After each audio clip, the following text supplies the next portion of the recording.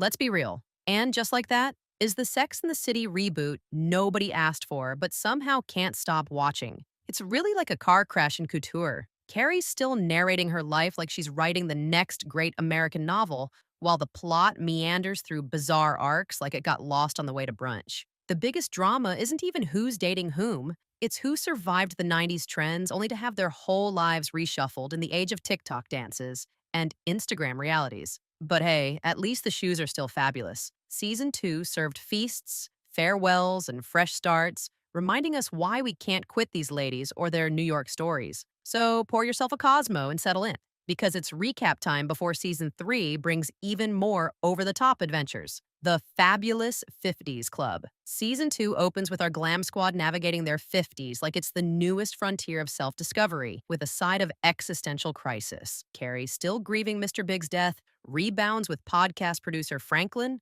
because she believes life's too short not to try something new. She also has a brief rendezvous with a guy who literally got hit because of her. That one crashes and burns faster than a warm mimosa at brunch. Meanwhile, Carrie is hustling to sell her memoir about losing big, a process that ends up being less about publishing and more about patching up her soul. Meanwhile, Charlotte's trying to parent in a rapidly changing world while clinging to her Upper East Side ideals. Rock lands a Ralph Lauren campaign, which turns Charlotte into a no-nonsense momager. On the other hand, Lily drops the bombshell to her whole family that she wants to lose her virginity, cue a blizzard, and a mom doing a scavenger hunt for condoms to ease her daughter's first sexual experience. Yep, that happened. Eventually, Charlotte ditches the perfect mom act and rediscovers her love for art and being her true self. She even returns to work at her old gallery, just like her 20s, except, wiser, wobblier, and way more done with crash diets.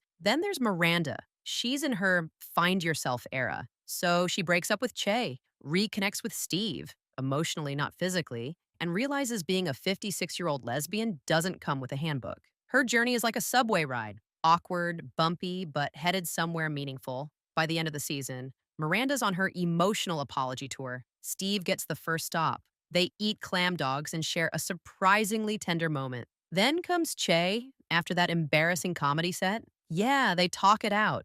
It was a train wreck of a relationship, but no one died. Progress. Oh, a side note, Miranda's efforts to have Charlotte's brainiac daughter Lily motivate her son Brady to go to college backfire. They seem to be hooking up now. Yikes. Elsewhere, Seema continues to be the chic real estate maven in Manhattan, rejecting mediocre men with as much flair as her handbags. Her new romance with hotshot Marvel director Ravi? It's rocky, but hey, love is messy and she learns to embrace it. By season's end, she's swapping city stress for beach bliss with Carrie. The Hamptons? Please. Seema's thinking Mykonos.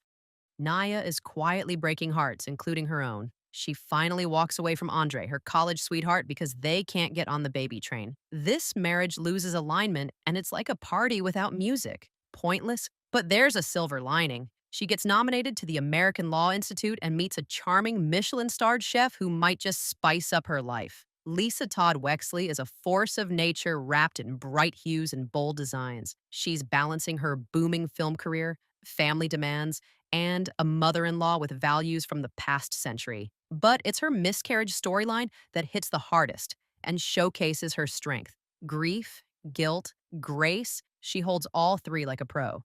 Anthony starts a new chapter with the poetic, pasta-loving Giuseppe, but it's bittersweet. His old love, Stanford, he has ditched NYC for monkhood in Japan. The man leaves everything to Anthony, who's now a spiritual heir with a hot boyfriend and a bread business. Not bad, all things considered. The Aidan deja vu situation. Carrie and Aidan finally reunite after 13 years apart, on Valentine's Day no less. Fans deserve this one walk down romantic memory lane. She invites him to her place, but whiplash, it's her old place. Chemistry isn't enough for Aidan to enter that apartment with lingering, terrible memories, so they decide on a new beginning. Carrie even gets a lavish apartment to accommodate Aidan and his three boys, but passion and nostalgia spiral into nauseating reality when Aidan's teenage son Wyatt has a crisis back at their Virginia farmhouse. Carrie is in full Zen mode. She demands no promises, just love. Paused. The Last Supper, a toast to letting go. Carrie hosts a delectable goodbye dinner in her iconic apartment. Yes, the apartment which has shaped her story. It now belongs to her downstairs neighbor, jewelry designer Lisette, but the group needed to bid adieu to their home, sweet home of many years, right? Now, cue the collective gasp. Samantha Jones pops up for a literal hot minute via FaceTime from London, saying goodbye to Carrie's apartment with a signature smirk. Short, genuine, and dripping with nostalgia. We'll take it, since it's oh so Samantha. Aidan shows up after the party to say he can't do this yet. His son needs him. Carrie finds herself blindsided. Aidan proposes a 5-year break, promising to return once Wyatt is older. Carrie doesn't scream or cry. Instead, she just accepts it. Growth? Maybe. Heartbreaking? Definitely. She gets it, even if it hurts. And she keeps Shu, her adorable new kitten. Because when expectations fail, cats stay. And just like that, a beach escapade. The final shot, Carrie and Seema on a Greek beach. Sun, sea, and soul searching. New beginnings never looked so vibrant and serene. From epic dinners to tiny victories. And just like that, season 2 delivered drama, depth, and enough awkwardness to make even a Sex and the City marathon blush. We laughed, we cringed, we saw character growth, mostly, and we're somehow already counting down to season 3.